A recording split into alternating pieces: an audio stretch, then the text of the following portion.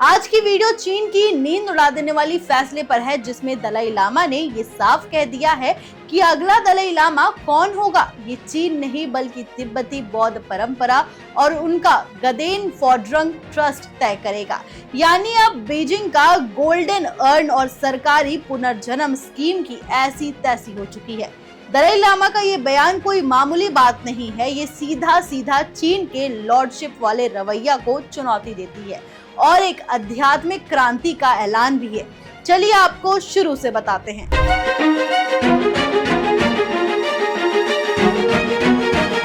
1959 से जब चीन ने तिब्बत पर कब्जा कर लिया और दलाई लामा को मजबूरन भारत आकर शरण लेनी पड़ी, तब से लेकर आज तक दलाई लामा ना सिर्फ बौद्ध धर्म के सबसे बड़े गुरु हैं बल्कि तिब्बत की आवाज भी है।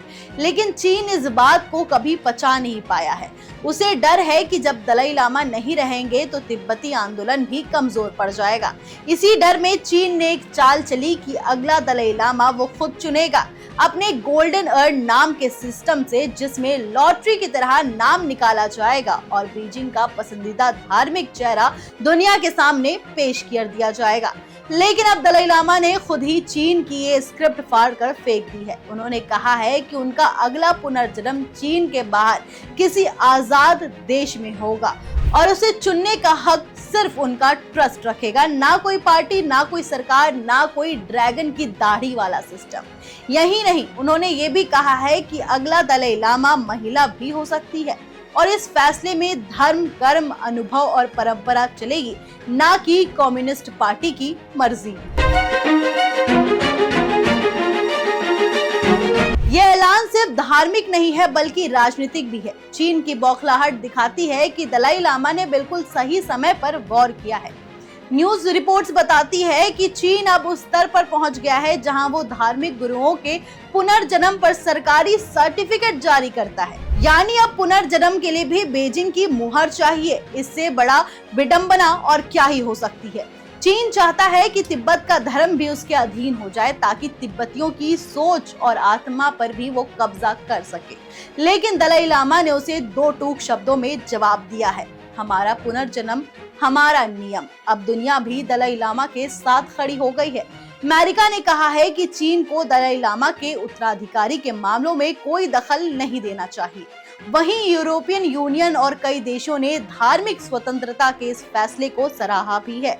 इससे चीन की बेचैनी और बढ़ गई है, क्योंकि अब उसका बनाया हुआ नकली दलाई लामा मॉडल फेल होता दिख रहा है। दलाई लामा के इस स्टैंड का असर इतना गहरा है कि तिब्बत में बैठे लोग और दुनिया भर में फैले तिब्बती सबने इस नई उम्मीद की तरह देखा है इसे। तिब्बतियों को भरोसा है कि उनका धर्म, उनकी परंपरा और उनकी असीमता चीन की गिरफ्त में नहीं जाएगी।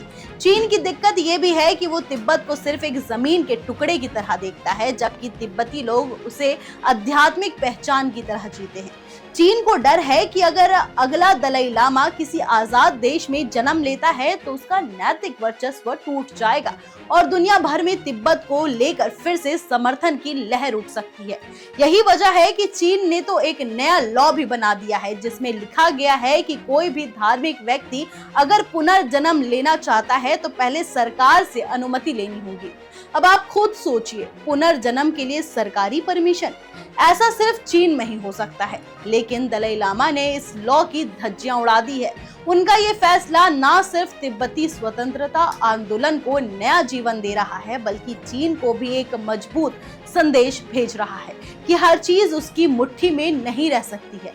धर्म, आत्मा, पुनर्जन्म, ये सब राजनीति से ऊपर है और अगर कोई सत्ता इन्हें हथियाना चाहे तो वो देर सबेर खुद ही बिखर जाएगी। वहीं आपको बता देते हैं कि नए दलाई लामा की नियुक्ति को लेकर हिमाचल प्रदेश के धर्मशाला में हलचल तेज हो गई है। 14वें दलाई लामा अपने जन्मदिन से पहले 3 दिन की बैठक धर्मशाला में करने जा रहे हैं।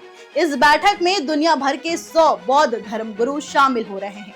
बैठक में उत्तराधिकारी को लेकर कोई फैसला हो सकता है, जिसका ऐलान 6 जुलाई को तिब्बती धर्मगुरु कर सकते हैं। तो आइए ऐसे में अब जानते हैं कि दलाई लामा का पद आखिर क्या होता है। ब्रिटेनिका के मुताबिक लामा बौद्ध धर्म के गुरुओं को कहा जाता है।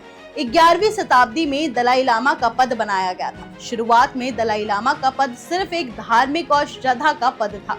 समय के साथ साथ इस पद की जिम्मेदारी भी बदलती गई।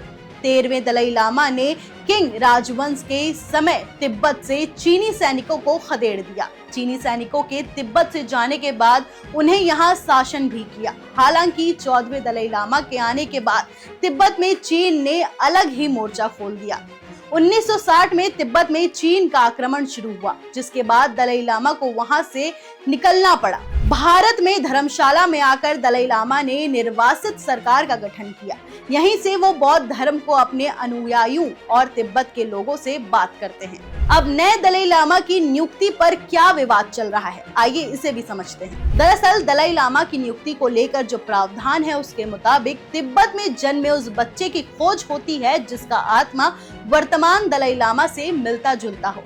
आध्यात्मिक तौर पर होने वाले खोज काफी सालों तक चलता है। हालांकि इस बार तिब्बत के बदले भारत या अन्य इलाकों से भी बच्चे खोजने की बात कही जा रही है। ऐसा होने पर 385 साल से चली आ रही पुरानी परंपरा टूट सकती है। वहीं चीन का कहना है कि दलाई लामा की ये नियुक्ति सही नहीं है। चीन ने अपने ढंग से नए दलाई लामा को चुनने की बात कही है। बीजिंग ने मार्च में दलाई लामा को लेकर एक बयान में कहा था कि तिब्बत के लोग अगर ये स्वीकार करते हैं कि वो चीन का ही हिस्सा है तो उनसे इस मामले पर बात हो सकती है।